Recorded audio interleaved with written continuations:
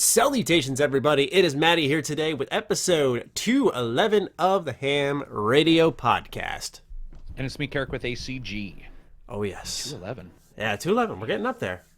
I want to be one of those shows, I've thought in the past, like, do we ever rebrand, start anew? But I want to be one of those shows that just gets into the 900s. We're that intimidating podcast where you're like, fuck, that's so many episodes. I'm going to get none of the inside jokes.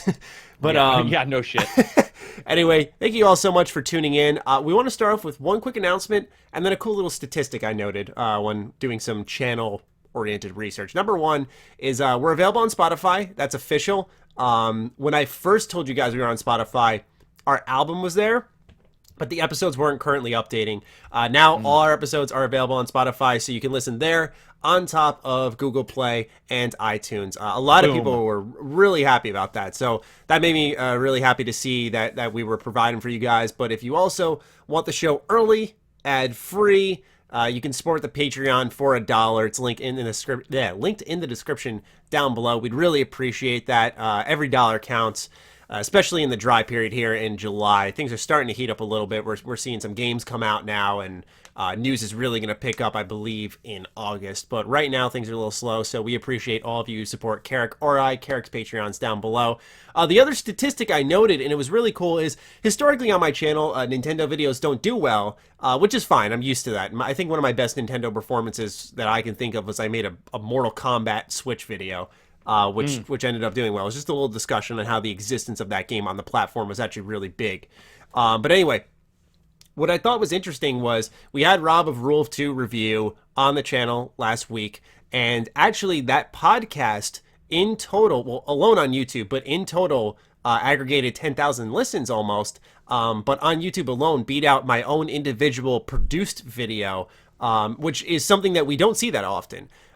We like I said, had about 10,000 listeners, and so I just wanted to say we appreciate you. We really are happy to see that, we don't blow up the numbers chart with our podcast, but we're very consistent here. We're always in that 10,000 range when you combine all platforms, and that means the world to us. So we just want to shout out, send a quick thank you to all of you out there for supporting us. And now let's talk about projects that are coming up. Karak, are you doing anything fun, anything cool, anything big? Blow my fucking mind. I am unfortunately. Well, I am doing something that I will tell you after I forgot all about it. It's nothing huge by any means, but it's something I was sort of excited for. When it comes down to it, I'm just trying to fix some of the stuff on the Patreon. We both got the new terms of service thing. Yeah, so we had to change some stuff. Yeah, so I changed some stuff, and then because I changed those, I'm going in, and I've been going in the last couple of days and trying to adjust different adds a couple rewards, adjust things that I found people loved, and then maybe some that people never did, that were at a weird level or something like that.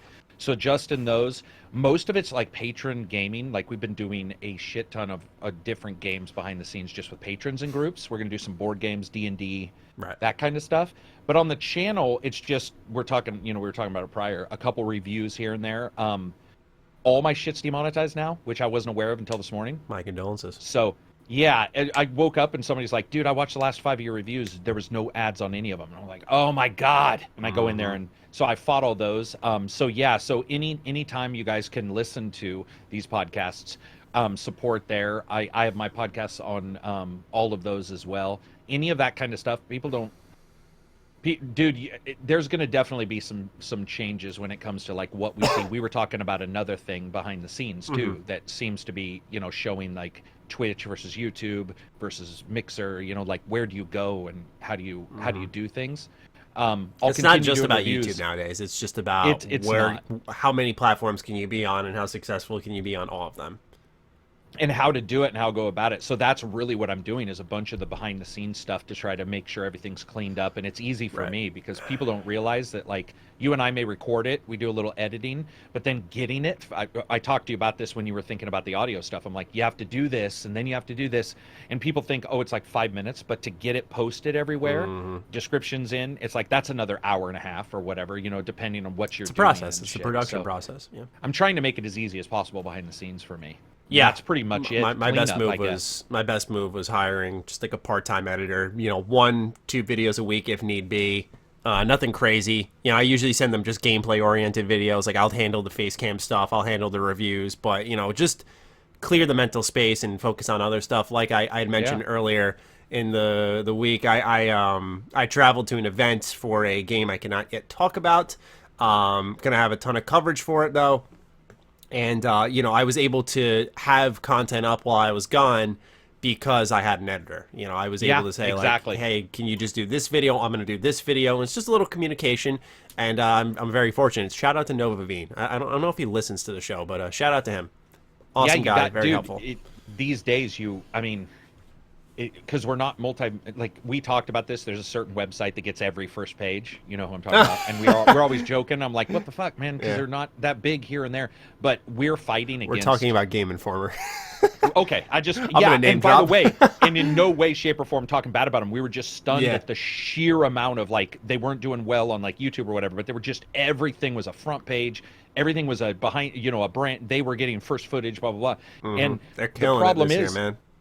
If we don't have an animator, right? If you don't have an editor, half of the people we're fighting against for any content is, maybe 3 to 4 times our size too. Yeah. I mean, because a lot of times I'll see other reviewers, I'll be at 500,000 and they'll be at 3.8 million. I'll be all, fuck, man, how do I even compete other than putting out content? How do you compete and how do you make sure people even see that content versus those big guys? So it sounds like you and I have been doing sort of the same things, just cleaning up during the downtime and going what.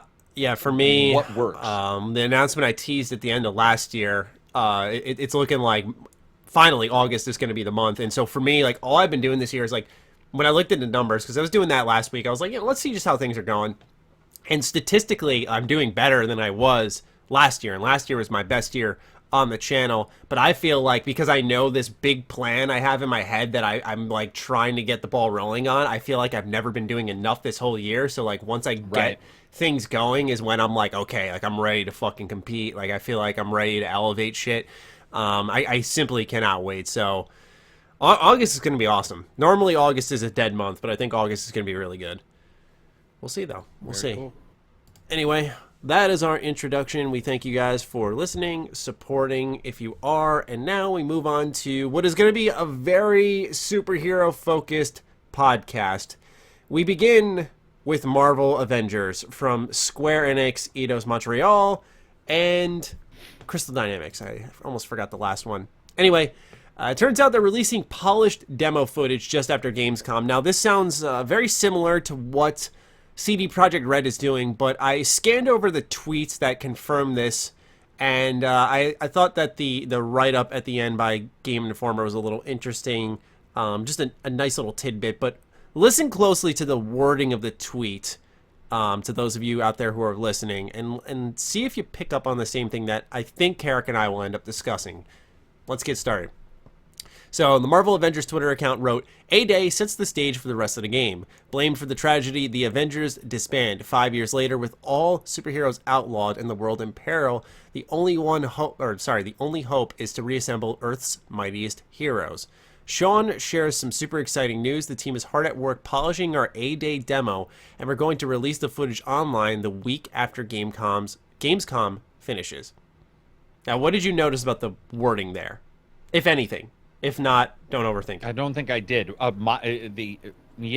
For me, it was okay. So at E3, we saw the A-Day demo. Then it leaked. Then at San Diego Comic-Con, we saw the A-Day demo, which also leaked. And now they're talking about polishing the A-Day demo and releasing it after Gamescom. Now, after Gamescom. And my thing is, I get the idea of making this content last. It's a fast couple of months.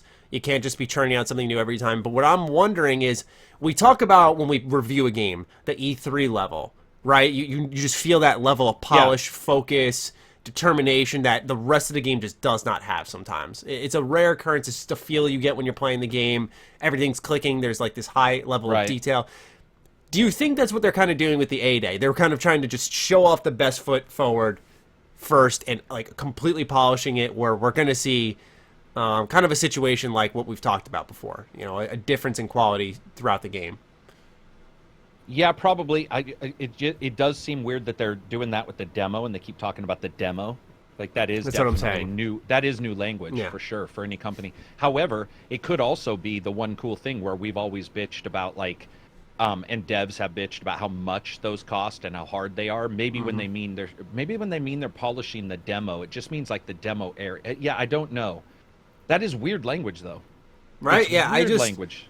I just thought when I read that, I get, for example, CD Projekt Red, because I don't want to sound like a hypocrite, because I thought CD Projekt Red did it right, but the difference was between CD Projekt Red and this is between the gameplay that's leaked online, it was about 15 minutes. Meanwhile, CD Projekt Red had 48 minutes of gameplay. Yeah. And it seemed like the demo was a little more structured, we'll say, than your typical open world affairs. Yeah. Or fairs, rather. And so I feel like with one gameplay being extremely long and the other being shorter, you could have a truncated, simple demo that could release and wouldn't have to be the same part of the game polished over and over, where you could risk what that E3 level is, where maybe that's the only part of the gameplay that's kind of kinetic. Because that's what I noticed when I watched the leak gameplay. I wasn't really impressed. Did you have a chance to check it out? Are we talking about Thor from this morning? Yeah, Thor. You saw a little bit of Hulk. I just noticed Iron that Man. no enemies ever attack him. Yeah, They were literally off. Yeah, it was like I said, Very odd. I wasn't super impressed. It looked, what's the word? I think graphically, I was actually, I had no problems with it graphically. But again, I saw this. I think we're talking about it's hard the to same tell from the thing. camera. Yeah, Yeah, it's hard to tell. But I mean, there was some detail there that I thought looked pretty good. it's very on wonky rails. That's the term I'm looking for. Well, and it reminded me of Devil May Cry, where it's like blood wall, and then you fight 5 guys. Yeah. Except here, it was a bus, and it was like buses. This is the demo part I'm talking about. At least, is Thor was fighting some people with some cars in the center. Buses, obviously, something had fallen. He's a flying character, which I thought was a little odd. Yeah, he was so grounded. He seemed to be contained in this grounded spot. But again, it did. There was things that looked odd about it for sure. I just consistently have some cynicism towards what I'm seeing. Yeah, I want to love it. It's just Me too. I noticed, like I said, it was very on rails. Extremely, I'm gonna go to this length. At least the demo was very Order 1866 levels of linear, very much straight narrow paths. If you rewatch the league gameplay, you walk into, we'll say, like a little circular tight area. There's combat. You knock over a bus. You keep going down a straight path. It's always straight. The only time you see a little bit of left right is when you're wall running with the Hulk. You'll see like these perfect scratch marks on the side of buses and stuff of where you're supposed to wall run. That's the only time you're moving to the left and the right a little bit, but everything's very much in the straight and narrow. And now you're on a bridge, so I get why you can't can't have this elaborate dungeon there, but it felt incredibly scripted. It did not instill confidence in me. It's a game I'd love to be wrong about, but something just smells bad about it, man. It does not. It is not a pretty smelling game. On top of that, just wanted to add this in. Sorry, Karak, I don't mean to cut you off. According to attendees, the gameplay demo is similar to the E3 floor showing, but more polished and expanded. In the San Diego Comic-Con video, a girl wearing a Captain Marvel shirt inhales Terrigen mists, likely confirming Ms. Marvel. That also likely confirms leaks from months ago that put Ms. Marvel at the center of the beginning of the story. Now, sorry, go on. What you were going to say? No, that's good. I'm glad you just added that, because that fits. Here's what I'm thinking. There is a chance that what we are seeing is them prepping a demo for the public. So bear with me here, but lately on Steam in particular, I've been really surprised by the sheer amount of games that are getting demos. We actually talked about it. Oh, in the you mean like podcast. Playable demos. Oh. So what if? So this makes sense. What if they are to get people to buy into it, which I'm all for, by the way. Demos, I'm there. Like, I'm there 100%. Day one. I could be wrong. I could have read the wording wrong. No, I'm thinking that what we are actually seeing is they're making a concentrated effort to mention demo in all of their press bits. And all of their, here's what we're working on. What if the idea is to, and again, I'm starting to see this on Steam lately, where somebody's like, there was a demo for Dragon Quest Builders. Woo! What if they say, yeah, it's polished. We've got people's input from these 3 events, plus our own testers. This demo is now a public demo, maybe way early. And I'll tell you right now, I would be to say this is, working demo. we've seen betas, we've seen alphas. I would have no problem with them. I honestly believe that might be where they're going. All this, if you look at what they're doing, that makes perfect sense. If they're like, okay, now we've got this demo. I just feel like the game's 10 months out because it comes out next May. I feel like they have so much time to polish, change things. Not a ton, but they have enough to tweak where you release a playable demo. I feel like that's committing. Oh, no, I don't think the playable demo will be now. Sorry, I'm saying they're going to do the GamesCom, right? And then they're after that, and then at some point in the future, that's the demo we will see. Even if it's a month prior to the game. Yeah. If they're like, I have no, hey, guess what? YouTubers got to see this. Twitch streamers got to see it. Publicists got to see it behind the scenes. You only saw leaked footage a month prior to release. They're like, here's the demo everybody's been talking about, and now you can see for yourself if you like it or not. I think that honestly, that makes perfect sense to what we're hearing in their language, and I would be all for it. I would be all for that. Yeah, because then you'd be able to say, okay, this is representative of what we're going to play. It's strange that, and we're starting to see, I'd say, a small shift, but in such a digital age where it's so accessible that we don't see demos as frequently as back then when digital wasn't the thing. It was very much about physical. But we could bring up an example both of you and I are involved in, which is the Surge 2 preview. They are giving us a preview build, and you get to play 3 to 5 hours of it, and then you can make content on it. And normally you see these big press events, like I had just attended earlier, clearly not cheap. And I'm just starting to wonder if we're going to start seeing more demos, more digital previews.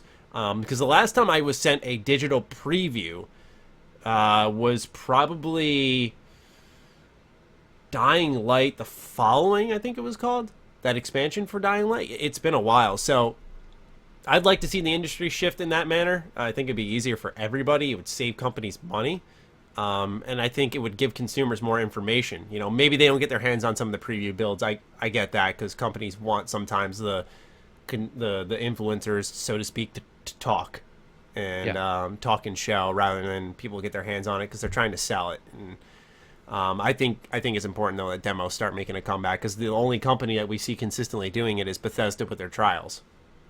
Yeah, and I think I was surprised by this, but seeing all the people talking about it in the Discord, there were multiple people saying, this game's got a demo now, this game's got a demo. I know in Steam, when I go to buy a game on PC, and I know I game a little bit more on PC than you, but when I go into Steam, I'm actually quite surprised many times when I get ready to buy a game, there is a demo.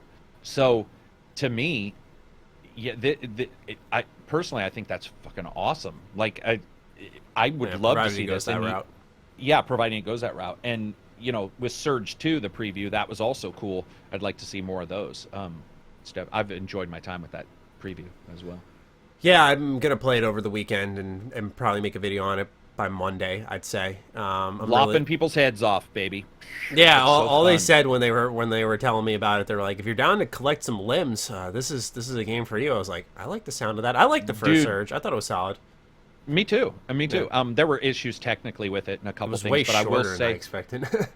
I will say, combat-wise, I feel this one flows really well, dude. Nice. I love finishers don't put you in a non-hit state. So if you want to finish them, you have to still press the finisher button, but you have to move around because they can knock you out of it. So if you've knocked them down, it's like X to finish them. When you're holding it, it takes a while, and you can get knocked out of that, and then you have to defend yourself again. And I loved that. It was a small change that we see in a lot of games where it's like X to win, right? X to win. I've knocked him down X, and then I put my hands off here. It's not a long time, but it's like you watch the X draw in as you're holding it. Right. I was playing on mouse and keyboard, but also controller, and I loved that. It was very cool because then I was like, oh shit, he's not like dead. He can still hurt me, and having to dodge a couple times, 1 or 2 times I got knocked down before I could finish it. I'd get back up and start it again. I thought that was very cool. I'll be interested to see what you think, but I feel that some of the improvements there are noticeable, at least for me. Cool. Yeah, I'm looking forward to trying it out. Are you doing PC real quick? Sorry, just want to ask. PC. Yeah, they said they only had PC. Was that builds. only PC? Yeah. Okay, gotcha. I don't know if they were doing console or not, but they said for me, I didn't pick, but they were like, yeah, we only have some PC. I didn't pick left. Either, and that's what I got. So I just didn't know. Yeah. I just assumed, that's probably the easiest way for them to distribute stuff. But anyway, for those who are looking forward to the Avengers Just know that the week after Gamescom is, or rather, Gamescom runs from August 20th to the 24th. So set your calendars for the week after that. But here's the thing: is CD Projekt Red's doing the same thing, and that's gonna make some noise. New Witcher gameplay right after Gamescom. We know new Avengers is there. I know Avengers new is Cyberpunk gameplay. Yeah. Okay. You Yeah, said Witcher. Did I say Witcher? You said Witcher, and I was like, wait. Oh, my God. I was all excited for a second because I thought maybe I had missed a DLC, and I was No, like, I hope those guys. yeah. That would have been I awesome, hope I didn't though. just like excite the whole audience. I should have said nothing and just been like, so this new Witcher deal, and see if we could get people. And then like, I'm the one who on corrects Twitter. you, like, actually, Karak. And that would be amazing. Sorry, I meant No, that's all right. Cyberpunk. Yeah, new Okay, Cyberpunk gotcha. gameplay after Gamescom, and I feel like that's going to make noise. Not that Avengers is sure. not something that's not going to make noise, but just something worth keeping in mind there, that we're going to have 2 big gameplay drops at the end of August, something to really look forward to. All right. With that said, we still have more Marvel to talk about. So this time it's about the Ultimate Alliance DLC. We're going to talk about Ultimate Alliance 3 in general, but first, some news. So this information comes from IGN. Attendees in the Marvel Games panel in Hall H today at San Diego Comic-Con got the first look at the new characters coming to Ultimate Alliance 3 after launch. The first character that was shown was Loki, who will be an unlockable character in Ultimate Alliance 3. Marvel Games showed off Loki's powers, who, like his comic counterpart, can duplicate himself as well as create whirlwinds and use ice attacks thanks to his frost giant heritage. The next characters Marvel Games announced were Cyclops and Colossus, who are in Ultimate Alliance 3 but not playable at launch. The 2 X-Men will eventually become playable, and players won't even need to pay for them, which they were originally going to be something you had to pay for. They changed it. So Cyclops and Colossus aren't part of the DLC expansion pass and will be free DLC that will be released on August 30th. Finally, Marvel announced the first set of characters that will be released as part of the $20 expansion pack. The characters are from Marvel Knights and include Blade, Moon Knight, Punisher, and Morbius. Like Loki, this will be the first time Punisher and Morbius are playable in an Ultimate Alliance game. There was no trailer for the Marvel Knights, but their character arts were shown off to the audience. So, as someone who, you reviewed the game, do those additions, any of those stand out to you? For me, Loki does, for sure. I love Loki, and I loved Moon Knight. My introduction to him was in Ultimate Alliance. I thought that was cool. Morbius looks awesome. Sorry, dude. No, it's all right. I'll be playing that game long. Really? Long. Yes, yeah. The long tail on that game isn't the long tail of a Diablo, but yeah, I will definitely. Yeah, that was gonna be my first question. I didn't have a chance to get any reviews or watch any reviews, and it didn't matter. As you guys can see, if you're watching the video version, I bought the game. There was no questions. That game could have bombed. I was buying it just because. I was telling my mom, my mom even knew what Ultimate Alliance was. She's like, there's a third one? Because I was like, I played it on the PS2, PSP, 360. I've played the first one a stupid amount of times, and I played the second one a decent amount as well. So it was no brainer I was getting the third. But what I want to ask about the third one is the progression and the leveling up, we'll say, which I don't even know what's in this game. I did no research because I knew I didn't have to. I knew I was buying it. I knew I was playing it. So tell me a little bit, based off your experience, is it like previous Ultimate Alliance games where you get those little stat things like strength or whatever, and you increase the stat points there, and then you can upgrade their abilities? How does it all work? Is there even leveling up?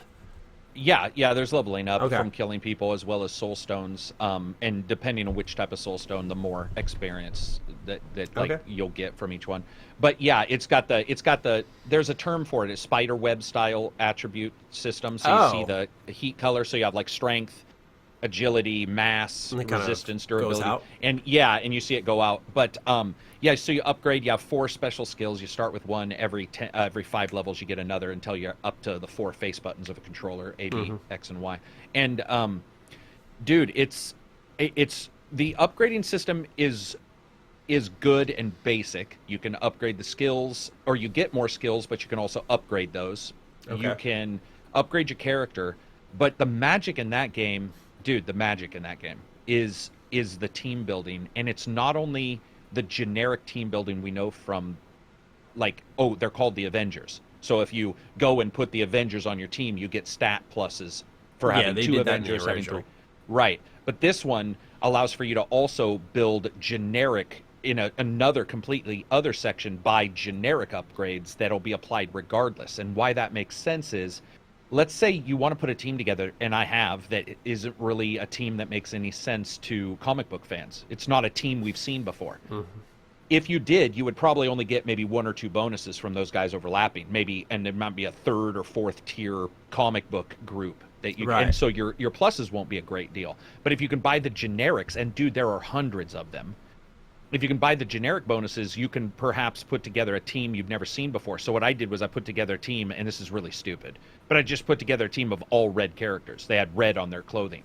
Mm-hmm. And I was like, oh, that would be cool because it looked cool in the game. Right. They didn't get the greatest bonuses, but because I had got those generic bonuses, I was able to offset like what I would have lost if I had put just Avengers in the team. And cool. I was able to offset that, but then you have ISO 8, which is the very typical fucking, you get it in every mobile game. Every game for Marvel is ISO currency. 8.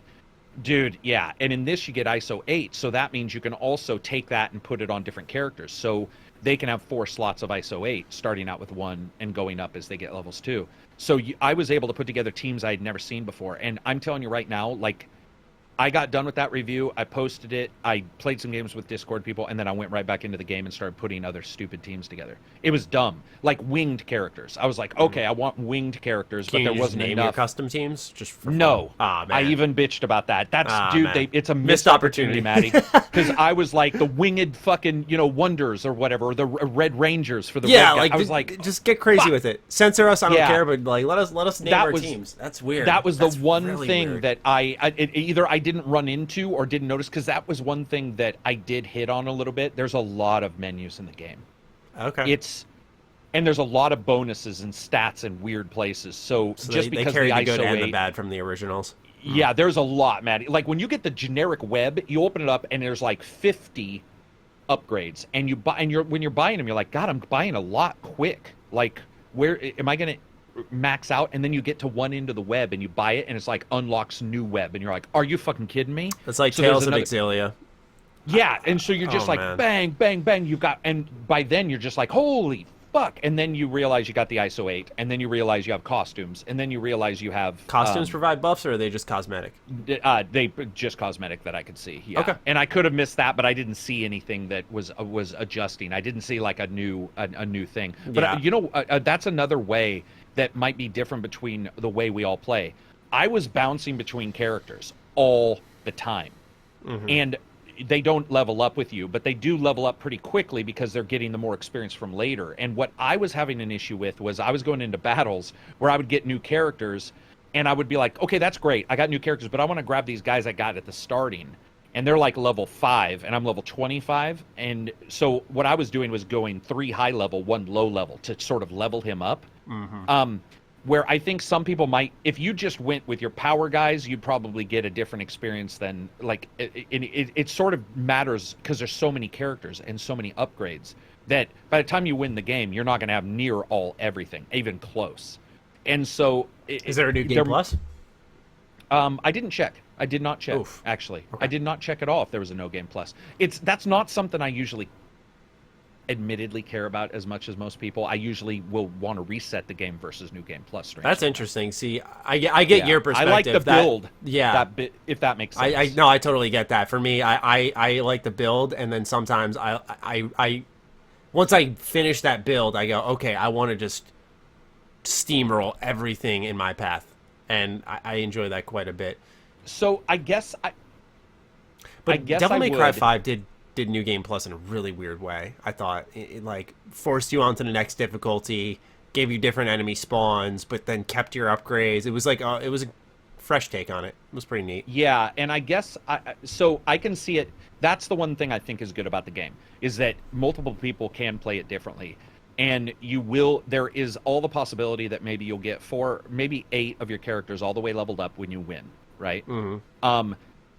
But there's also the candy factor, and I succumbed pretty heavily to that. And the candy factor just being like the new candy shows up, and I'm like, oh, fuck. And so I was putting together teams that weren't great. Like, I admit fully. I was putting together, so it'd be like, it'll tell you what comic book group they all belong to. And my Right. pluses were not great because I would have like 2 guys from one team, one guy that didn't overlap with anybody, and then or only overlapped with one, and a fourth guy that overlapped with him, so I wasn't getting the greatest bonuses because I just like having the different characters, and I loved getting 2 or 3 skills. Like I had multiple guys with all 4 because they were the full level, but then I had multiple guys that were like 2 or 3, and I was all, do I like this guy's skill? For example, Scarlet Witch does a shit ton of damage, looks cool, but she has a weird delay when she's casting martial arts gang signs or mystical gang signs. You're just like, seriously, just cast a fucking spell. But when she hit hard, so I was like, you know what, I'll put her in some footage because I do like her look, but I wasn't in love with her. But then like Captain Marvel, which I never thought I'd like, turned out to be one of my favorite characters in the game. So I think you could go back and replay it multiple times. It's just not a Diablo style game. There are a ton of raids that are not raids. What are they called? Trials that you can go into though. And it'll be crazy hard. So there was one that was like 50% less damage for normal attacks, 50% more against Doc Ock, synergetic attacks, which aren't instant, and you have to like build them up. So that battle took a long fucking time to kill him. So I'm gonna set myself up for some disappointment here, but I'm gonna ask the question anyway. Do you remember in the first one how you'd run around levels and you'd get collectibles, which are comic books, and it would unlock those comic book bonus missions? Yeah. Is that in 3? No, what you do is you get they're not comic books, but missions, no, they're what they are. You like return to old areas and you have like a little more dialogue with like a new villain. That never came up. No, what here would happen is there's a crack in the world, like it looks like a dimensional crack, because that's really what the story's about. Right. Makes sense. And you go up to the dimensional crack and it'll open a trial, which is then like these other types of in these other there are many locations, but it's not. I would say that doesn't feel. And remember, I played 1 and 2. I played them a lot, but I haven't played them recently. Maybe 2.5 years ago, I played the PC versions of 1 and 2 of them. Again in 2016, I want to say. Yeah, that remake or whatever, and it wasn't amazing on the PC. There were some issues with control and stuff. Yeah, and so my memory, because I talked to Dreamcast guy, and he's like, for example, he liked the story in this one. No, sorry. He liked the story in the originals. I'm going to be honest, I can't remember much of the story, and I like the story here, and he wasn't in love with the story here. So you'll get that, too, where there are some differences. It was literally... Ultimate Alliance 2 was Captain America Civil War. Have you seen Civil War, the movie? I have seen Civil War. So that's what it was. That's literally Ultimate Alliance 2 story, straight up. So here's why I like this one. It's once again Thanos. I won't spoil it for anybody. I'll just say Thanos looking for Infinity Stones. But what they did was fucking awesome. All the major bad guys have one. So your bosses, like Fisk, has one. And so you have to fight a Fisk that you do not expect to fight.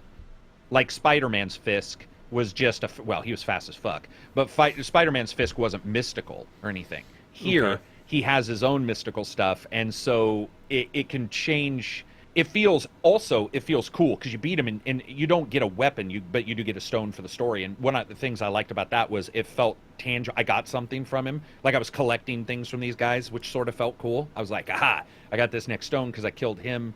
I really liked that. And additionally, kudos to them because they got Yuri from Spider-Man to do the voice for Spider-Man. Yeah. And so what they did... and by the way... Best fucking Nick Fury I've ever heard that wasn't Samuel L. Jackson. In my review, I joked that the only way closer is if he had skinned Samuel L. Jackson and wore him to work. Like, he is that close. Like, I was sitting there going... So it's closer to the MCU counterparts.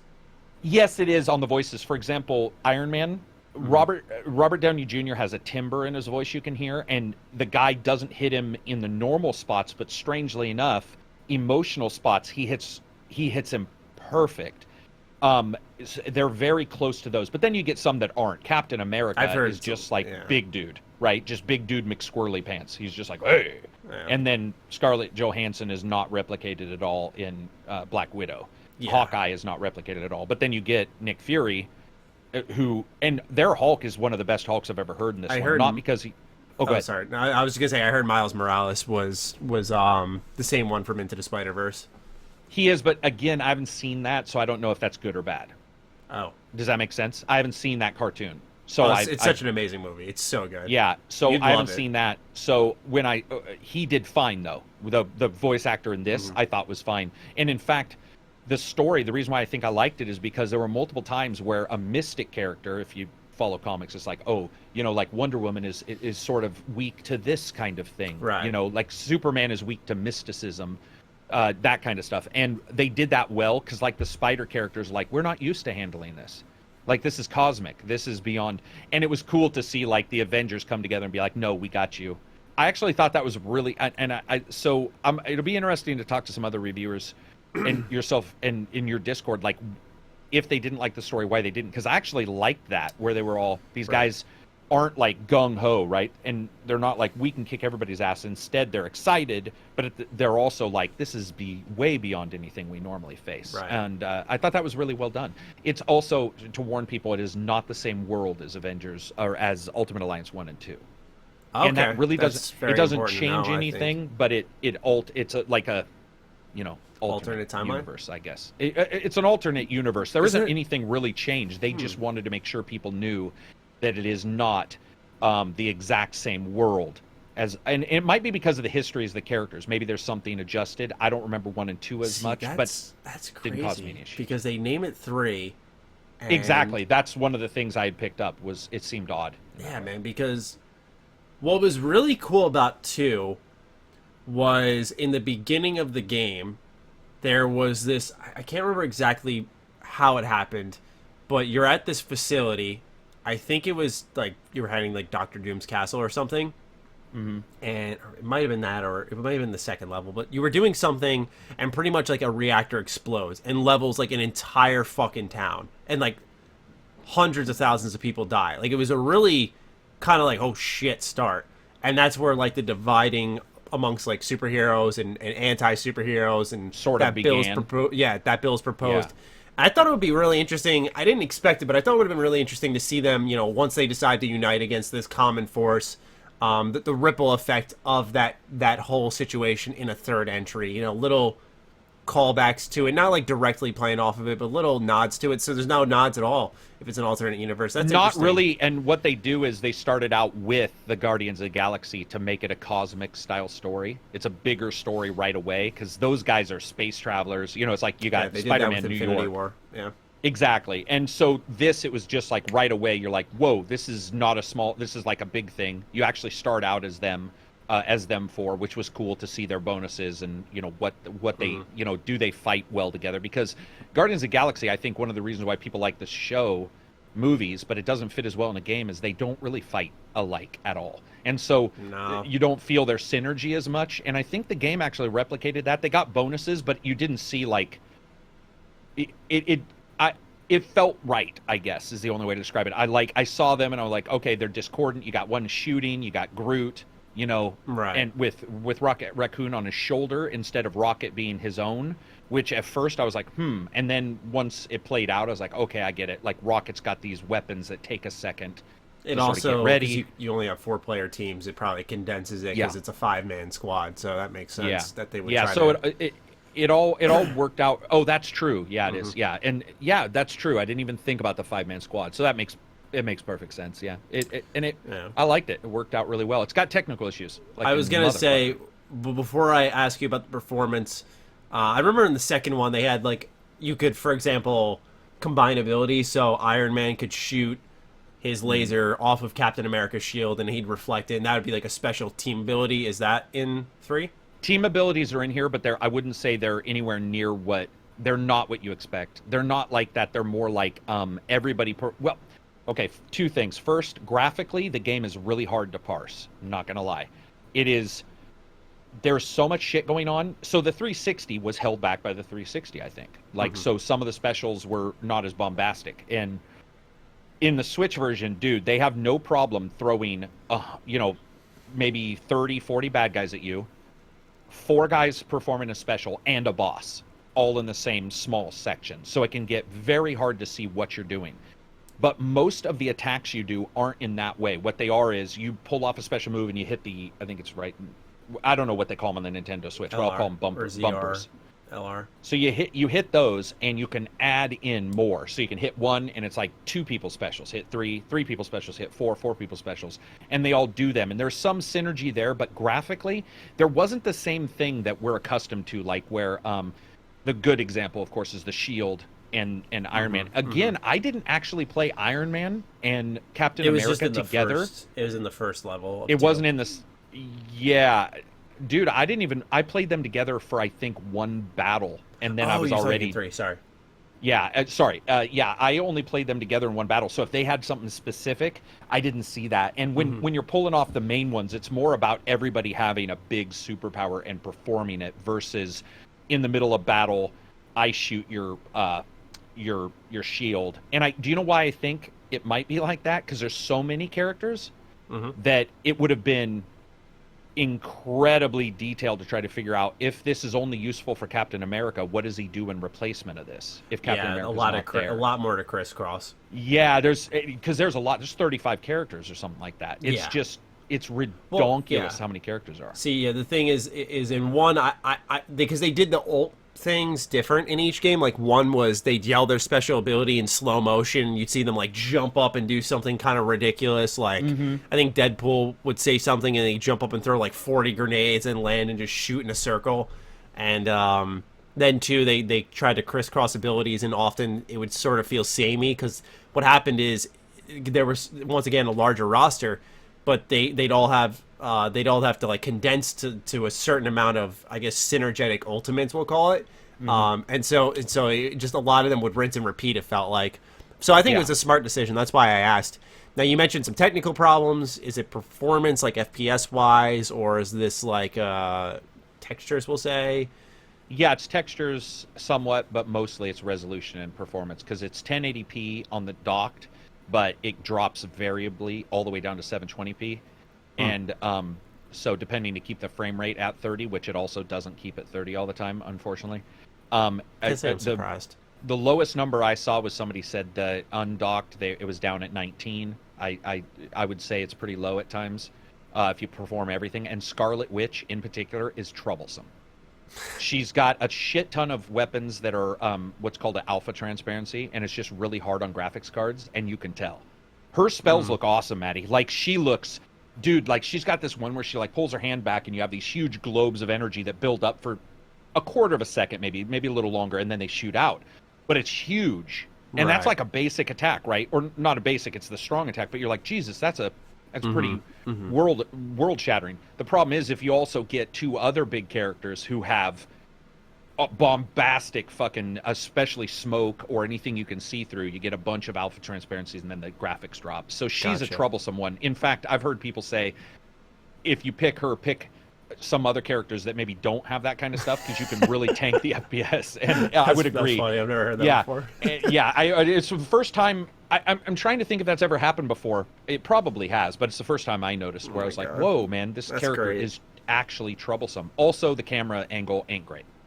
I've heard cameras are very consistent. Like, I watched a preview, I read a little bit of a review, and both of them, and now you're the third one I've heard. Each of those said camera.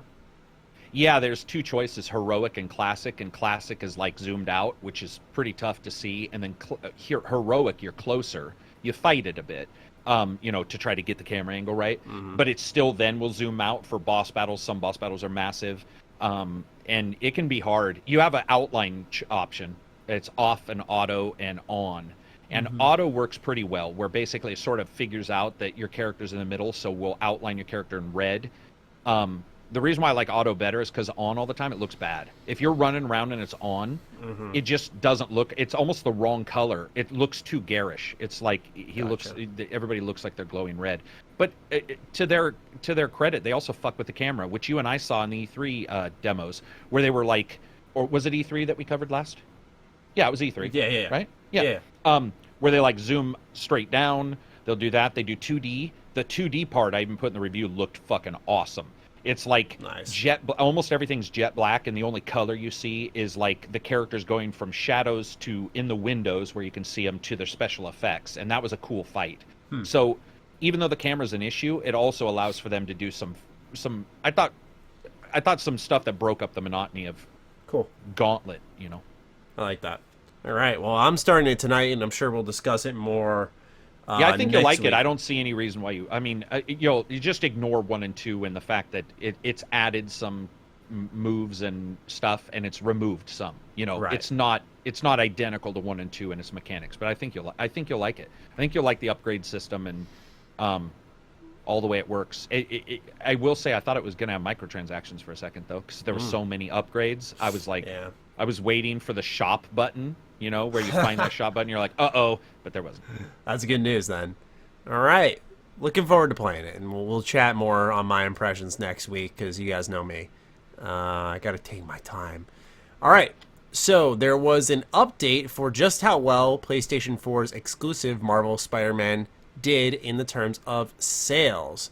So it actually has just become the fastest selling superhero game ever and has since become the best selling game in its category, period. It has taken over Batman's Arkham City as America's top 10 selling superhero title in just 10 months. There are a few surprises in the full top 10. So here's a tweet from Matt Piscatella. Let's take a look at the top 10 selling superhero games of all time. We've got Marvel Spider-Man at number 1. Number 2 is Batman Arkham City. Number 3 is Batman Arkham Knight. Pretty crazy, because Arkham Asylum's on this list. Technical issues at the starting. Yeah, Arkham Asylum's on this list, but you'll be surprised where it ends up. 4 is Lego Batman. 5, Lego Marvel Superheroes. 6, Spider-Man the movie. So that old PS2 Xbox game. 7, Spider-Man the movie 2. So the game that everyone preached about, especially with Spider-Man PS4 coming out, everyone's like, man, I remember Spider-Man PS2. Sold worse than the original, which is crazy. Because that game was so ahead of its time, animation-wise, especially. 8, Injustice Gods Among Us. Very shocking this is at number 8 still. Not bad company to be in. Number 9 is Batman Arkham Asylum. So the starting of this series actually sold the worst of the entire trilogy when you really look at it, which is kind of wild. I'm happy City's up there in number 2, because City personally is my favorite of the entire trilogy. But when you look at all the games that are mentioned here, Arkham Asylum was there first, so I'm sure that was actually the best-selling... Well, actually, no. Spider-Man the movie 1 and 2. I wonder if it sold better in those. Arkham Asylum may have been the best-selling superhero game of all time prior. And then number 10 is Injustice 2. And this came through the NPD group data through May 2019. So very recent statistics here. Karak, are you surprised by Spider-Man's leap to the top of the charts? Yeah, only because it is exclusive. But I think if you sell a bunch to a smaller group, you're still selling a bunch. Yeah, and plus you're talking about one of the most popular consoles ever made, right? Yeah. So it makes sense. I would say I wouldn't have expected to be number 1. I would still expect the Batmans. I'm actually happy Lego's in there, honestly, because I dig the Very Lego cool games. surprise. And people pretend the Lego games are like kiddie or whatever, and they are to a point. They're more basic, but to see those do well is awesome. Oh, dude, Lego Marvel Superheroes is my favorite one of any Lego game I've played since the original Lego Star Wars titles. Absolutely fantastic game. I wasn't huge. I liked the second one enough to recommend it. I think I gave it a wait Avengers till it's like 2? 50. No, Marvel Superheroes 2. Because Lego Avengers. Oh, Marvel Superheroes. Lego Avengers was not good. But Marvel Superheroes 1 and 2, great. But 1 was just... Because 1 was at a time where I remember they were only doing like Warner Brothers properties constantly for Lego titles, and everyone was like, man, what if they did Lego Marvel? Wouldn't that be so cool? It'll never happen. And it actually does, and they do it stupidly well, with everyone you could have ever hoped for, in a great open world with a lot of nods. Most of those games are good. Game. I mean, there's a couple misses. I wasn't a big fan of this last one, but I mean, most of the Lego DC games. Villains I liked, but there was one after that was I think. In fact, I don't even know if I reviewed it. It was Incredibles? more world based. Oh no, it was Lego Story 2 is what it was. It was the one based on the movie. The movie. Yeah, Lego movie? Sorry. Wow. Yeah, and it was it came out like 4 months ago maybe. But God, back to Batman. Yeah, I forgot about it. But I've been happy. Marvel Avengers 2 was fantastic. I'm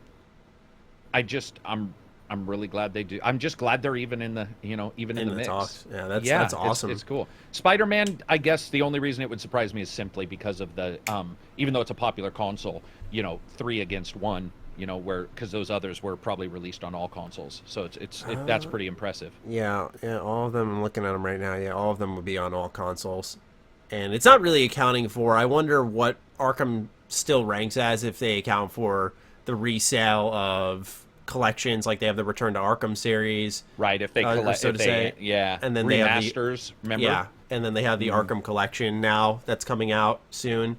So I'm going to be honest. Bundle. I'm a little sad I didn't hear you read Origins, and I'm one of the few people who really actually enjoyed a lot. I was going to get to that. It's so. What's so disappointing is like, I don't get why it's so rejected. Not only did it not crack top 10, sure, whatever. We can all talk about how it's a great game, but Rocksteady announced an Arkham collection, okay? And they don't have Origins. Yeah, I know. And I don't fucking get that at all, especially if it was published under the same branch. Yeah, they didn't work on it, but like, this is why everyone always dreams with Fallout. They're like, Fallout 3 New Vegas collection. I'm like, they're not going to do it because Obsidian's on it. We always see like exactly that standout developer just get knocked out. They're like, why? Because it's not our product, really, technically. Dude, it's but so fucking weird. Origins, I think Origins got a bum rap. I think if you just play it as, it may not feel exact like Batman at times, but it does, because it's got a lot of the same mechanisms and stuff. I just really enjoyed the story, the different idea of going back and doing it. And Takedown and I, the guy who's come on your channel, like we both are like, if you got all the Batman games, and I've really enjoyed all of them, Origins would still be in contender. It wouldn't be instantly knocked out for my favorite of those, is what I mean. Like, I'm not saying it wouldn't be. I'm just saying if you instantly asked me, I would have to think and like parse which one I liked better. Dude, it has. I enjoyed it. Arkham Origins has one of the best boss fights I've ever participated in. Deathstroke, yeah. Deathstroke. That Deathstroke boss fight wasn't it one of the best? Probably one of my favorite boss fights of all time.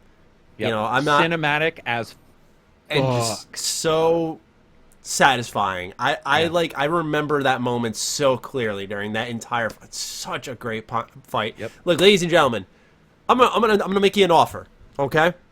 You trust Karak, you trust myself. We've reviewed plenty of games. We don't steer you wrong here, at least often. You got $5. Hold on. I will give you got to check the price. Yeah, let me make sure it's not like because like I've seen some PS2 games that still are going for $30. So, I know exactly. So that's why I'm like, hold on, before I do that, we're gonna check the GameStop prices because okay. Right now at GameStop, you can get Arkham Origins for $5 on your PS3 used, $5 on your 360 used, or if you have a Walmart near you, it's $17. Okay, so look, I'll make you an offer. $7 at GameStop used on the 360. You got $7. Go pick this up, play it. When you get the copy, send it to Karak or I will retweet you. I'm not saying you're going to get some massive amount of clout. I'm not saying I'm the shit or being on my Twitter feed's awesome, but I'm offering you something in return for buying the game. You get my love and recognition. Yeah, I'll do it. I would do that. Yeah, I'll for real. On that. So if you trust us, you haven't played it yet, you don't got to play any of the others. It's the Origins. Really good story. Really cool boss fights. Still the same Arkham-style combat system. Yeah, I think you'll really enjoy what's there. Really think you guys will.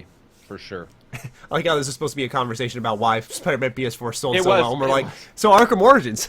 Here's why, though, I firmly believe this, that it'll take a while for that to solidify as a classic in my mind, where the Batmans now, I don't know if they're classic, but they're older. I have vested time in them multiple times.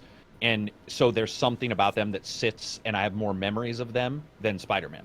Spider-Man, I've got really good memories.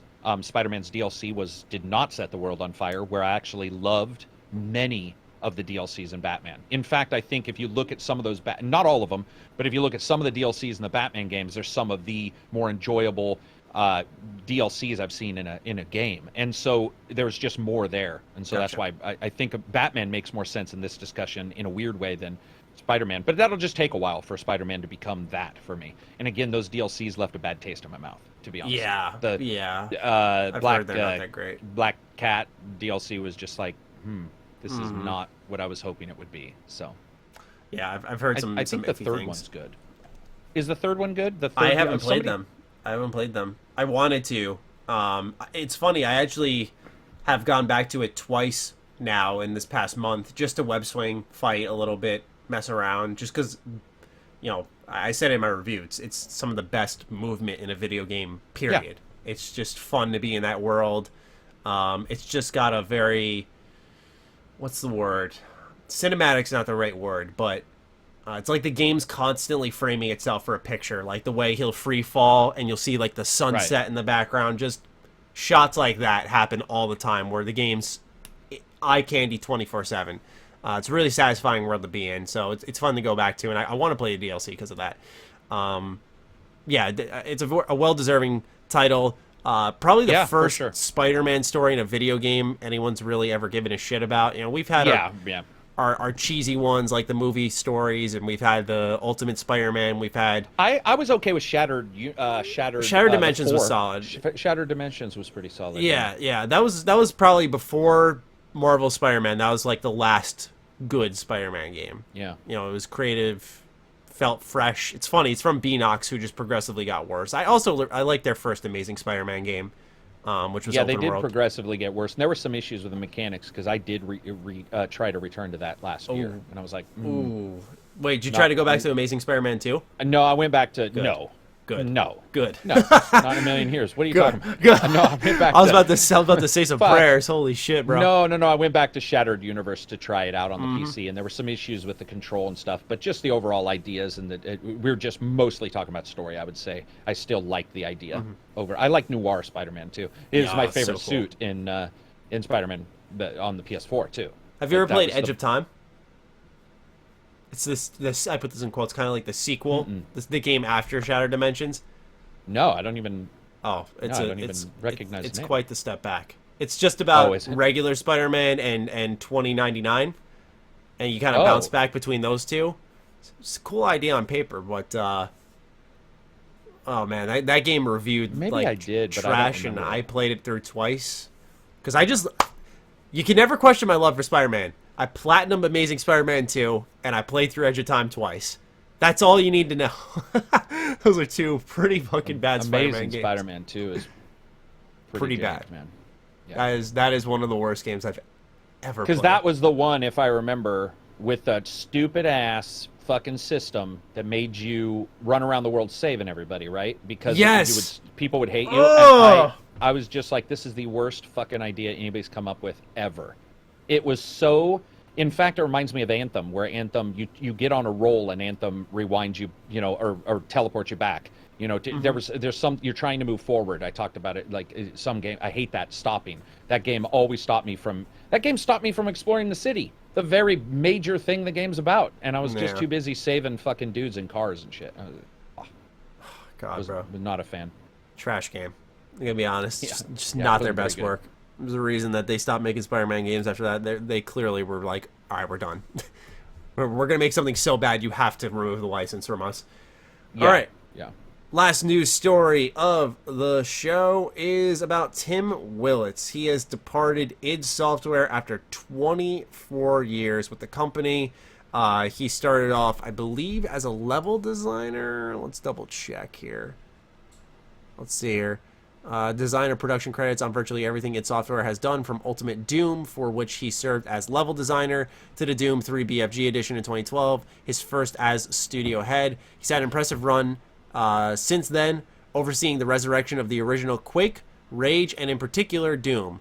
Less happily, he also wound up in a bit of beef with other id veterans in 2017 when he said he'd come up with an idea that made maps specifically for multiplayer modes, a claim his fellow developers rejected. All the games currently in development are in very good hands. My departure will not affect any planned releases. id Software is packed full of amazing talent that will continue to develop long into the future some of the best shooters in the world, Willits said in a follow-up tweet. After QuakeCon, I will announce my future plans, where I am going, and what new exciting things I am doing. Stay tuned. Willits' departure leaves only 2 Quake-era employees still at id, executive producer Kevin Cloud, who's been with the studio since 1992, and a office manager / id mom, Donna Jackson, who joined in 1994. All this information comes from PC Gamer, by the way. Very interesting time to leave. We're only 2 months out of Rage 2, which received some pretty inconsistent reviews. You got to wonder about sales. You got to wonder about his level of drive to stay there. You know, he likely did all he could on Doom Eternal, where, you know, it's, 4 months out now, and he's probably like, all right, time to move on. What do you think? You know, does he need a change of scenery? Like, after 24 years, that's a pretty significant. 24 years, it might exactly be that. He may be into the rigmarole, too, where it's like he knows that there's certain things that they're going to make. And maybe he just wants to. But whenever they say there's a new thing on the future, like a new, what did he say? A new surprise about what I'm doing or whatever. I firmly also believe that maybe 20 years ago, 15 years ago, that certain things he could have tried to do couldn't have been done. Now with social media and with Kickstarter, with all this crazy shit, they look at Adam Sessler. He was a reviewer, and then he's working with the Friday the 13th guys making a game. So it's pretty crazy where people can jump around. So also he may want to do something that isn't available there at all, like the position, the whatever he may want to do. He may just be like, 24 years, I can take all my. I mean, imagine the amount of knowledge that dude's got. Absolutely. You can bet wherever he's going, he's number 1 or 2 wherever he's going. I would not doubt that. He's not going to be like a lead animator no, he's or something. Like a level designer at a new thing. Yeah. Very interesting move. I feel like after Rage 2, you gotta wonder, like, why the shoe dropped then. I just feel, how do I word it? If you're going to get stagnant, or feel stagnant, and you're like, it's time for a change, I feel if you worked at a place for 24 years, that you'd imagine it would hit you a little bit sooner, right? At least I'd say so. Yeah, it could have been, but it could have also been where he wanted to stay and help his team till he was done. True. Till it was done. True. That definitely happens where somebody would be like, oh, I'm going to stick through this last game, and then move on. I mean, it's hard to know. It's hard to even know if the game had anything to do with it. It's hard to know when he truly decided. But there's so many options now, Maddie. Like, these guys are going, every time I go on Twitter, every single time, there's somebody saying, so I've left, I've left so-and-so, and I'm going, well, the contact we used to have at Microsoft. Who started at Sandbox. Like, that dude jumped like 6 times in like a 6-month period. We were just like, whoa, he's where now? It was like he was there, then Sandbox Assembly. It was like he moved, and then suddenly it was just like Microsoft, and then it was like, I'm out and I'm working at Discord or something, I think is where he ended up. Yeah. And now I believe doesn't even work there and is a chef. Yeah. Just on his own. So it's awesome. Yeah, it is. There's this weird what's the term? Like, you don't have to lower yourself down by going. So, you know how you used to, if I quit here, I have to be low. Yeah, I have to be lower somewhere. Now there's so many new things being created that I think a lot of people, that chute is, the parachute is still there. They're still, they're like. Sidestep. Yeah, I sidestep, and I'm not going to be crushed under the, another 5 years or 10 years of starting at a low spot. So. Remember last week when we joked, speaking of Discord, we joked how they're always throwing a party? Yes. Guess Sorry, I thought you meant you're just... Guess what they're doing this week? We're throwing another one. Nobody believes me. I bring it up. People think I'm being a shit. Same thing with Patron. Go follow their tweets. I'm a part of their Discord, actually. And it's just... It'll be like, yeah, we're fixing this. So anyway, about this weekend when we all go fucking fishing on yachts, and you're just like... No, and I don't behold anybody. I don't have begrudging. I just thought it was so funny. Begrudge. We just talked about it last week. It's funny that we just talked about it. I didn't know that. No, that's hilarious though, because it seems to be quite true with that particular group. You gotta spend that money and not get hit by the tax man, I guess. Oh, exactly. Like a nonprofit spending your money in November and shit, so the taxes come and you'd be like, we're at zero. They're like, what are you talking about? We spent it on this business venture. We promoted our social media right over here. See? Hey, bro. Team building, trust me. I was a part of many a team building that you were like, really? Is this team building or team buying? Because damn, son, damn. No, it's cool. Good for him though, right? I mean, absolutely. Now's the time for these guys to be able to go and do do what they want to do. You and I see it every fucking week right now, where it's like you email somebody and they're like, "Oh, I've left." Yeah. Well, Surge 2, Adam Hatani, we had him on the podcast multiple times, setting up a meeting for Surge 2 because he worked on Surge 1. And I look on his Facebook and it's like, I'm returning to America. I've got a new job, and I'm just like, well, there goes my contact. It's just just out of the blue, you're like, fuck, man. Yeah. It's cool. A lot of chances. Right on. Well, best of luck to Tim and his newest venture. Yeah, for sure. Did he say when he's announcing it, Maddie? After QuakeCon. Which I don't know when QuakeCon I think is that. I have it. Or is that next week? No, that's not next week. It's always in August. I'm trying to think. Oh, it's always in August. When is QuakeCon this year? I think it's earlier this year. I was talking to a friend from Bethesda about it. QuakeCon is... I'm wrong. It's not in August. It's July 25th to the 28th. Okay, that makes sense, because I did see somebody saying they were going to an event, and I thought for sure they had said Quake. Okay, gotcha. Yep. All right. Once again, best of luck to Tim. Can't wait to see where he is next, because it puts your eyes on a new studio or something that they're creating. So now, with all of the news out of the way, we move over to our patron questions. If you'd like to be a part of this... I gotta thank some... Oh, go for it. I gotta thank one of your patrons. Grimblade, thank you very much for linking me to the video I was trying to discuss in last week's podcast. I could not remember what the fuck I was talking about. Don't know if I was just tired. But right when we got done with the podcast, Grimblade's like, I bet you Karak's talking about this, and I was. So you rock. Grimblade always, no matter what name he chooses, he's probably just not Grimblade this week. I have no clue, but I just wanted to say thank you for watching, for sure, as he always does. He's a vested member. But thank you always. He's always on top of shit, man. He's like, he sort of knows too. I'll mention something and be like, it's this, and I'll be okay. It is. Thank you. Yeah, he never. There's never like he reminds me of my friend Tyler, one of my best friends, Tyler. He's very sure in anything that comes out of his mouth. You know, Grim could say the dumbest fucking thing and you'd believe him because he'd be like, he just have this sense of confidence. Flat Earth is real. You're like, Grim's got a good point. Yeah. Didn't make any, but he's got a good point. I'm starting to think that Grim might be right. Flat Earth may be real. That's fun. Anyway, so sorry. No, you're good. You're good. If you want to be part of the podcast question section, you have to subscribe to the Patreon. It's just $1. Get access to the Discord. There's a section there, podcast questions. Every Friday, I tag you all, and you just drop your questions there. There's no pressure, and you get involved with a great community. We're going to start off with a tech question for Karak. It comes from Johnsonville. Holy crap, this is going to be, let me know if there's like little abbreviations or pronunciations for this. Is an NVMe PCIe SSD worth the price difference compared to a SATA 3 SSD? For nerds like me, yes, but no, not for the general public. Okay. NVMe is just another type of like memory chip system and how it works. It's supremely fast, insanely fast, and operating system for sure.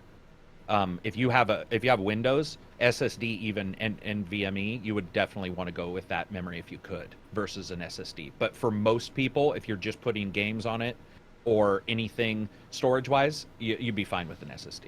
Right on. Very good. Yeah, Johnsonville always asks these like tech questions because he says he's currently gathering parts for a new PC build. For my CPU, I can't decide between the 2060 Super, 2070, and 2070 Super. I want ray tracing, he says. I'm not opposed to getting any of them used/open box either, but I'm not sure which one is the best price/performance for a rig. I want to run 4K 60 FPS on most titles. Or should I wait for a price drop? I'd say wait for a price drop personally, just if they do drop the price. Yeah, and you're not going to be running. He said most games. Bro, I've got a 2080 Ti that's like severely overclocked, and I'm not running fucking 4K 60 FPS on a lot of games. Well, he didn't It usually mention, depends on the game's optimization in that and case, settings, right? And settings, because if we're talking about lowest settings, well then, yeah, that's one thing. But if you're talking about like high or uber, the chances of you running most games at 4K is actually not incredibly high if we're talking about new games. So it depends. People, when they ask those questions, usually need to say what settings they want to hit: medium, high, or ultra, which is usually now future, where ultra setting won't even be really good on the current cards because they know something's coming. Or they need to discuss, like, if they're talking about, like you and I, the new games, or if they're talking about like last year's and prior, most of those, because then there's some leeway there. But I mean, look at even Vampire. Vampire's got performance issues, and it's a year old. And getting 40K 60 requires some finagling at times. Yeah. That's cool. He's getting one though. Congrats, man. Yeah, no, that's Welcome. awesome. My suggestion would be, and obviously I'm not the tech guy. We divert all those questions to Karak. My suggestion would just be go for the 60 FPS. You know, just make sure the game runs smooth. You know, 1440p 60 still looks damn great. good. Just go for that. Yeah. I would say it saves your wallet a little bit, and you know, it's not that you can't tell the difference. You certainly can. Just, you know, I don't think those extra pixels are enough to have you dump into it's an NVIDIA card, so he can just put you can just use super sampling anyway. If you have and so I think he'd be set. You know, all those cards he mentioned are awesome. Whenever anybody talks about performance versus cost, you also have to say, is it on sale somewhere? Like you said, wait for a sale. You can wait for a sale. I got my 2080 Ti at a fucking redonkulous price because I worked some deals. So wait, or download get Honey a spreadsheet and wait for bro. What's it called? It's so true. It's so true. Black Friday or Cyber Monday. Yeah, and look, and he said open boxed recertified items on Amazon are usually at a much better price. I buy recertified all the time because they actually guarantee I bought a refurbished Philips Hue set. Yeah, I bought my TVs are all from refurbished, even though they're brand new TVs. Somebody just didn't like the way they looked. I was like, sure, I'll take it. Yeah, exactly. They'll be like, it's got a minor scratch on the back, and you're like, dude, it's a TV. I'm looking at the front. Like, unless you say there's a sword smash hole in the front of my TV, who gives a shit? It. Yeah, it's like a minor blemish, and there's a fucking claymore sword, 6-foot fucking sword through the right. It's like, yeah, that probably won't work. Might be a nice living room decoration. It would be. Invite people over. I know, right? Grimblade asks, what is your favorite underutilized UI element? Underutilized is a specific word. I thought if it was underrated, I'd say just a good inventory system, because those have become few and far between. But underutilized, something that makes me aware of something on screen. I would say absolutely. It is not done very often. Needs to be done with every game, which is the ability to remove and or minimize elements of the HUD completely. Because most games I play. Metro Exodus? Yeah, in any Far Cry game, Assassin's Creed, the first thing I do is play it for a little bit with the HUD and then just start turning parts off until I'm experiencing the game world like organically and not waypoint to waypoint, that kind of thing. Right. So some games have no options, and you're looking at this ugly HUD with a giant. They think it looks cool, right? The giant life bar, and you're all, dude, it's half the screen. What the fuck? Like, I don't need that. Just put a little circle somewhere. I don't know if you've seen it, but I love how some games will say minimal HUD, and it actually changes your graphics. So, like, instead of a big life bar, it'll be a number. Yeah. Or so I love that. I think that's very underutilized. More companies need to do that for people. That would be mine. I would agree, yeah, the minimization is important, because we just saw 76, for example, add the option where you could, when you get in the power armor, you know how you have, like, the entire border of your screen is just fucking cluttered. Ever since Fallout 4, I have hated that. It's just so much in your way. It's great for, you know, what it's trying to do, but it's eventually the aesthetic wears off, and you're like, God, I can barely fucking see. It's just cutting off view. Yeah, and so they changed in 76 in a patch. You're able to go to your standard HUD option when you enter power armor, which is really, really good. Despite the game breaking a ton, that was a great addition for the patch. Underutilized HUD. You can never get anything good without something bad, right? Yeah, it's like, here, we're going to fix your HUD and break something. Fuck. I will say this. I think an underutilized mechanic, which, you know, it comes from a BGS game, but I'd love to see it in more, is the little icons that are specific, uniquely crafted shapes or figures for a location you're approaching. Because you'll see, like, a tower, then you'll see, like, a building, then you'll see a statue, and you're like, you know, you'll see it on the mini-map, and you'll be like, it stokes a sense of curiosity. Yeah, exactly. You don't know. This tower kind of looks like that statue is in the mini-map bar, by the way, I'm saying. You're like, which one is that? I'm going to go in that direction and try to find out. I feel, while it doesn't really make sense why you'd have it, I think it's really underutilized. And aesthetically, it just looks cool. Like, there's just, it's such a difference between seeing that house versus what a lot of games do, which is a circle that then fills in when you... Yeah, right. When you get close. Yeah. I just think...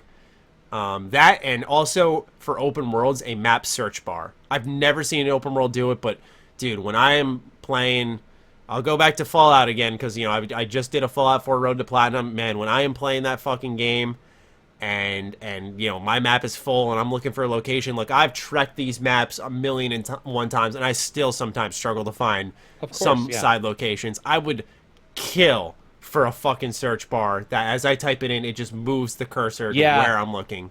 Like type in S and it shows you just all the things that are S's. Yeah, that would be. Yeah, I don't think I've ever even seen that. I would kill for that. I would love that. That would be very cool. Hopefully, a developer's listening.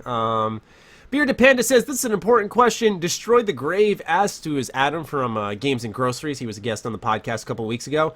What are your reasons why you think Pokemon Snap is a joke? All right, look, your whole fucking game is about taking pictures of Pokemon. Is this the N64 game I played when I was a kid? Okay, yeah. Just making sure we're talking the same one. I think it's one of the...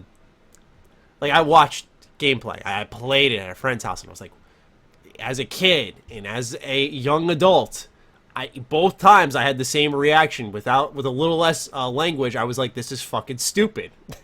Like, why would I ever want to do this? I just think it's one of the dumbest ideas for a game. Just taking pictures. I get there's something therapeutic, like, you know, here I am loving Dragon Quest Builders 2 because I'm building for my little town. I'm interacting with these cute little characters and shit. And you're like, why would you want to build? Go build something in real life, Maddie. And you know, I can tell you the same thing. Go take pictures of your dog and pretend it's Dog Snap. All right, get out of here with that. Do you have any comments on Pokemon Snap, Karak? Surprisingly, it was my first introduction to Pokemon. Oh my. Yeah. That was literally the first. No, I don't remember. I remember I liked the aesthetic overall, and I sort of liked some, like, when they would pop up and stuff, but I didn't play it more than maybe half an hour, and then later on got the handhelds and, you know, played. I got, actually, I think one time I was in detention and played somebody's. Now that I think about it, Game Boy Original, the green and Game Boy Original was green and black monochrome lime screen, right? green. Yep. Now that I think about it, that might have been my first, but Pokemon Snap I think was my first console version of anything Pokemon. That reminds me, I wasn't in love. When I had my Android, I used to get like ROMs on it, and I remember like everyone would gather around me at study hall because I'd have fucking Pokemon on my phone. They'd be like, "Yo, what?" I was just sitting there. That's very cool. You mean there was emulators that ran well enough on the Android? Yeah, like I could save my progress, and every study hall I play the game, and I beat it that year. Let's tangent for a second. You know what blows me away, dude, is that you can play KOTOR on your phone. I'm not saying you would want to, but we've come... Ports are Jade solid. Empire, I believe. Ports are solid. Baldur's Gate. And I have a tablet that's big enough to play if I wanted. I don't, but it's just a cool time to live that those games are on a cell phone, and I would go to Google Play and look up a game and be like, what the fuck, really? It's wild, like, that because is insanity. You know, think of those games when they were released, and they were like... top tier performance, like considered amazing looking on that system. This is the highest technology will ever go, and now they're just on these little screens here that you can just take in your pocket. It's fantastic. I've considered getting KOTOR on my phone, but then I always think, like, I got it on Xbox already, so why bother? I greasify my phone, like thumbprints, and as I just realized my hands are dirty from working today, and so it's just like, I don't want to nastify my phone. I actually did a thing where you buy the suction cup joystick. You ever seen that? No. So you buy this little baby suction cup joystick that's got a spring inside, and what you do is you find wherever you're supposed to move in a game, and you put the joystick over it, and it suctions onto your screen, and then it touches the screen instead of your thumb. I like that. And it worked. Yeah, I played. There was a couple games I played where I'm like, God damn, man, I could actually. It's not perfect, but either as a motion or a touch screen, like for half the games you and I played. But for $3, I think is all I paid. It actually worked pretty well. Yeah, I just stuck it on a phone, tablet, whatever. You just find wherever it's expecting your thumb to be, and you stick that on instead. And I was like, oh, damn, that was pretty cool. That was a good idea, you know, for grubby fingers like mine, where your phone looks nasty. You know, I don't even do the Switch that way. Do you use a lot of touch on the Switch? Because I don't.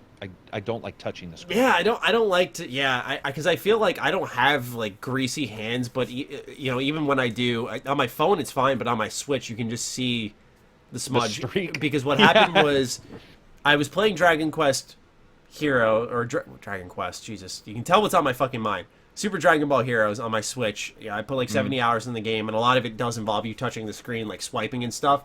And so my girlfriend comes over and she's got Zelda on her Switch, and I'm taking out my Switch, and you can just see like the thumbprints all over this bad boy. Get the alcohol tab out before anybody she notices. Was just like, what the fuck do you do to your Switch? I'm like, look, the game needs a lot of touching, and like I cleaned it off. But the game needs a lot of touching should be the fucking that should be the motto of the channel now. The game needs a lot of touching, and just leave it. Don't tell anybody what you mean. It does.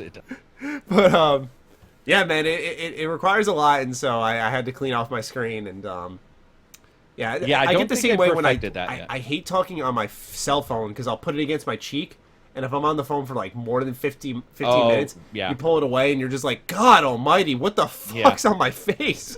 Yeah, humans are inherently gross as fuck, and one of the best ways you learn it is a touch device, or a keyboard. We had tech guys who would come to our office, and they'd be like, somebody'd say their keyboard didn't work, and the tech guy would look at the keyboard and be all, I'm not fucking touching that. We're buying you a new one. Yeah, like, that or just shine a little blue flashlight around the room. Oh, no. A black light, be like CSI Miami and be all, nah, it's not happening. With $5 for a keyboard, unplug that bitch, recycle it, let somebody else do it if they want to. Yeah, humans are gross. I mean, when it is funny, especially handhelds, you notice it. And they're also in your pocket, right, which is warm, right, and it's humid, and then you pull it out. And you're fondling it for fucking 45 minutes on a nasty, hot Subway. And it's like after a while you look at it and you're all, fuck, man, I need to dip it in some kind of degreaser. I don't know if it'll work, but it'll be clean. Johnny EC asks, your feelings towards when fans mask a flaw in a video game as part of the game, story, gameplay, etc. I know that feeling. Yeah, I mean, look, I've been the guy who's done it in the past. When I was a young Maddie, I guess, you know, for me, I have a lot more patience when I see someone do it. I'm like, I don't know how to say it without sounding egotistical. I'm like, oh, you know, they don't know any better. But you know, some people just care less. It's a shared understanding of what it was like. Yeah, because like just some people know the flaws there, and they don't try to mask it. They're more so like, who cares? You know, I remember, what was it? Was it the Switch Lite? I was talking with someone. Yeah, I mentioned how the Switch Lite wasn't impressive in my video when I put out a tweet, and someone was like, who cares? Nintendo's always behind on tech. Or Nintendo's always slow to draw on tech. And I'm like, why do you want that? Like, why is that okay? Right. Why does that make it an okay decision for Nintendo? It doesn't. But it's like, you know, some people are so accustomed to, or trained almost to just, who cares? Accept it as is. This is how they are, and it gives companies so much leeway. So it's just about like taking that extra second. That's all I tell people. Like, take that extra second to ask yourself why when you say something. You know, and you might realize it. I'm not calling people stupid, but you might realize something stupid's about to come out of your mouth, and you can stop that. you can cancel that. Yeah. But I mean, like I said, there are definitely people who, I wouldn't say are masking it. If there's just simple disagreements, like people will argue. I think because we were talking about Fallout earlier, it's just a perfect example. People argue to the ends of the earth on how amazing Fallout 4 is, and people argue to the other end of the earth, that flat Earth we were talking about earlier, that Fallout 4 is an awful game in every single way, like performance, story, questing, role playing, leveling up, shooting, everything. Like it's just different tastes. It's really all boils down to. You know what I don't like, and we don't do it as much. I think we probably used to do it as much because it's been more in the last couple of years. But whenever I hear anybody say, well, maybe the game's not for you, and be like, hold up. Because a lot of people like to use that as a catch-all, get out of an argument, like when you're pointing out something in the game. And that, it is true, because like, for example, some sports games, if you said, here's a soccer game, well, guess what? That game is not for me. Mm-hmm. That makes sense. But when it's like an RPG with all the elements I like, but I have problems with it, saying that game is not for you is pretty fucking stupid to say. Like, that's not a catch-all, get out of jail free argument. That's just instead, either say, okay, we agreed to disagree. I like it. You know, you like that. I get it. Whatever. We like different things. But that's the one that sometimes I'm just like, oh, this handheld is not for you. And I'll be like, we were just talking about, like, even ignoring the Lite, even last generation, like the PS3, I wasn't as big of a fan. And people would say, well, maybe it's just not for you. And I'd be like, no, there's, you know, you get that, you're like, just, that's not what I'm saying. And I'm okay with moving on, too. And just being like, okay, maybe not even saying, well, we agree to disagree, but just saying, all right, well, anyway, so the next thing we're going to talk about is, because sometimes why argue about it too? Like my mom, if she likes the color car I don't, and it was, if I bought a brand new car when I was younger and she looked at it and was like, I don't like that color, and I'd be like, well, I do. That's pretty much the end of the discussion. Right. But a lot of people try to take it a little farther, and you and I have to, because we might be reviewing a game. But I think overall fans get a little too accustomed to wanting to itemize and identify every little thing. Sometimes you're just like, you know what? You like it, somebody else doesn't. Doesn't mean they're not pointing out something that is genuinely bad. You just like that. When I was younger, did you ever get into these kind of conversations, though, where I would be playing a game and I'd like it? One of my friends would be like, I didn't, and I would try to explain to them why they were wrong and they should have. I used to have those discussions. I'd be playing, like, Virtual Fighter, and they'd be like, I like Street Fighter better, and I'd be like, whoa, hold up. Yeah, put down the controller. Yeah, and you're like, here's why you're probably not liking Virtual Fighter. And they're all, no, I get all that. And I'll be all, Yeah, like, all right. You'd have that uncomfortable discussion. Pardon me. Yeah, man, oh, God. My friends and I still bicker about that stuff because we just like to give each other shit, so it's just a part of that. So, like, if my friend Tyler, bringing up again, loves just multiplayer We need to have games. Tyler on the...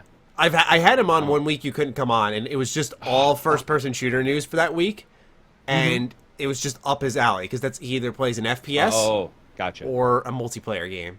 He doesn't care about anything else. And so I just, he just runs with a joke now. Like, I'll show him a game, he'll be like, oh, it's got a story. I don't care. Like, that's what he does. I'm like, all right, well, here's why you're stupid. Yeah, right.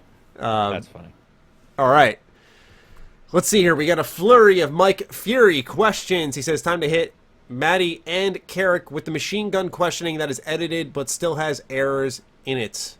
Sweet. So he's talking about a couple weeks ago. We just went in on his grammar or something like that. Sorry. What? Well, I just hope he wasn't taking it personally. Oh, no, I don't think he was. He tagged me and was like laughing that we were just cooking him up. Oh, okay. Yeah. Okay, gotcha. If you're a patron, you're probably more likely to get roasted here than anyone else, because we at least have a relationship where like we can joke. Well, in the Discord, especially if you're a Discord patron, there's the not constant, but ribbing or a story somebody told the day before, and so it makes sense to you and I to joke about it. Where maybe somebody else is like, what? What's your favorite unique game mechanic? For example, Shadow of Mordor Nemesis system. That's a really good answer. Oh man, unique mechanic. Every game's got a little hook, a little gimmick, but sometimes it's like a compilation of a lot of different little things. Like Dragon Quest Builders 2 is like one of my favorite games of the year so far. I feel like I gotta get further to solidify that, but right now it's like a bunch of little things that you'll see from other games or from other builders, and it just puts them all together and does them very well. Yeah. Sometimes it's not about it being unique. I'd say VATS is one of my favorite unique ones. You don't see another VATS in games. Nope. Fallout's on the brain clearly, but you don't really see that, and that comes to mind pretty quickly. I mean, I think VATS is an automated bullet time, right? Wouldn't you, if you had to explain it? VATS is like a freeze time bullet time in a way. Yeah, essentially. in a way. It's just the way it's presented and the way you can target body parts, and then you account for like the level of gore and the bloody mess perk, and it becomes this whole like personality thing on its own. Yeah. It just takes its own form. That would probably be my answer off the rip. Mine would be a game I didn't even love, a Quantum Break. I liked the time. Any of those, like anything with rewind or freeze, or I love that kind of stuff. But it's in everything. Unique, like when he mentioned Nemesis, I like the idea of Nemesis. It never played out as well. But it reminded me, I do like Ultimate Alliance 3's team stuff with so many teams offering perks and the ability. I mean, it's new, so I don't want to mention it because I feel like sometimes something new is what's in your brain, and it's not necessarily the right answer. But both of those would be mine. Quantum Break had some cool stuff for a game that, unfortunately, it was missing some stuff. There was actually some really cool spells, or what do you call them? Powers in Quantum Break. Yeah. He also asks, what game franchises have the best soundtrack? Nier, Persona. Go to bed now. Thank you. Have a good one. Final Fantasy. Final Fantasy has a good one. Final Fantasy 13, too, has a really fucking good soundtrack, and that's one that no one will admit because it's 13. I can't believe they made 3 of that series. It's kind of funny when you think about it. You'll never see that again. Three of a side 13? Series like that? Of 13, yeah. They went 13, 13-2, and then 13-3 Lightning Returns. Yeah. Yeah, I would agree with all those. I mean, funny enough, it's a cheat, but I would say also Halo. And then Star Wars, strangely enough. The games for Star Wars, the one complaint I've never had about any Star Wars game, and I've had complaints about all of them in some way, is that their soundtracks always do a pretty tremendous job, not of remixing new stuff, but also, at the same time playing old themes. So it sounds like a cheat because, Jesus, it's Star Wars. But really, in all honesty, at some point you would say, Jesus, it's Star Wars, why isn't it better? And it's not. You're usually like, damn, that Star Wars sounds really good, even if the game wasn't very good. Yep, I agree. There was always a good touch on sound. Yeah. I just thought of one for the unique mechanics, because you mentioned Star Wars, and that's the light and dark side meter for KOTOR. Just seeing like a bar kind of represent your choices if you go light or dark side, or how you're sitting. And changing your graphics. Yeah, so your character would have that like brooding arm pump if he was going on the dark side. Mass Effect. Remember, Mass Effect started adding it so your face would get all fucking like white and cadaverous. You'd have like scars and stuff. Yeah, somehow your character got like marred in combat because he was evil. But if he's a good guy, he's a pretty boy. What is the sleeper game of the year that is excellent, but people have completely slept on in 2019? Oh man, 2019. Yeah, a sleeper game of the year. I feel like Plague Tale: Innocence would probably sit in that category. Yeah. I don't even need to look it up. Yeah, that's the answer. Yeah, 100%. Just really strong story, really focused game, great atmosphere. I think the price tag hurts it a little bit. I think $50 was just like, it's a quality experience. Just there's something there that I feel it's so, it's kind of tailing off of what I mentioned with Avengers, where it's very directed in a sense. It's not as open-ended, which is fine for the type of game it is, but for $50 in a much more short experience that isn't as replayable, it becomes a little bit of a harder sell. But if it's at anything cheaper, I mean, that is a great game. Great sleeper game of the year. Probably not on my game of the year list. Just didn't hit that spot for me, but really good title. Would love to see more from that studio. We'll have to do a game of the year. Well, we will, because we'll be doing podcasts, but because that would be where Rage wouldn't. So it'll be interesting to see where we diverge, if we do, because we still have some huge games. We should just do like a top 5 and just bounce back and forth. Like, what's your 5? We'll probably have to this year too, because I think there might not be a high game. There might just be. We might end up finding out this year is like a lot of good ones that are like in that. That's what it's feeling like so far. We have, some will say like Resident Evil 2, or Devil May Cry 5, but I'm not a diehard Resident Evil fan. One of my favorite, I gotta start off with a confession. Haven't played 4. Go ahead, shoot me now. Resi 5 is my favorite just because it's a great fucking co-op game. That's how I was introduced to the series and what it was for me.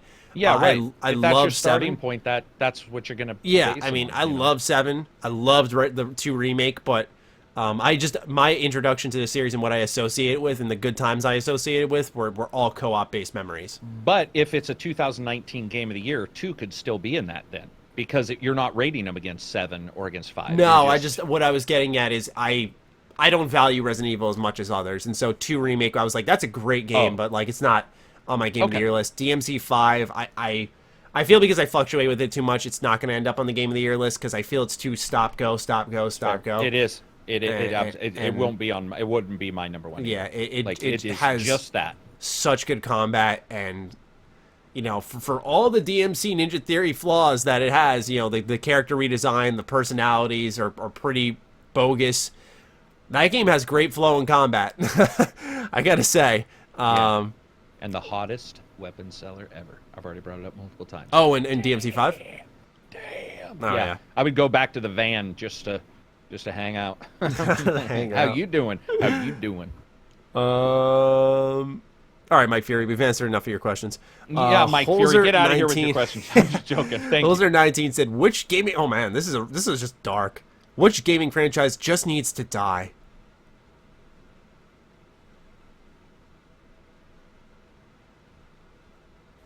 I don't know. We don't really wish for failure, Holzer. I'm trying to think. Yeah, because, dude, I've played games in a series, Spider-Man, for example, where if you had asked me after Amazing Spider-Man 2, I would have been like, Spider-Man?